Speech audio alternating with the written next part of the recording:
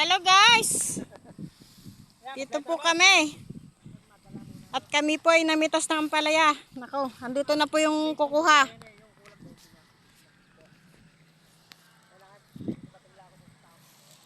May bunga po siya, maliit pa. Ayan.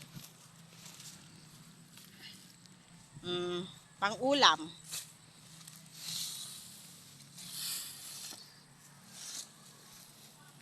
Yan, bubuhatin na po yung ampalaya namin pinitas.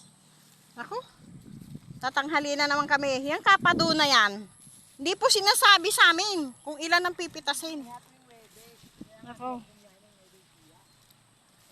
Napakakulit po niyan. Asan yung sako mong lalagyan?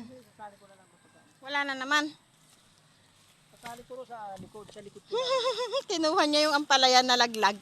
Nakuha ko ulit. Nalaglag. Nakuha ko ulit.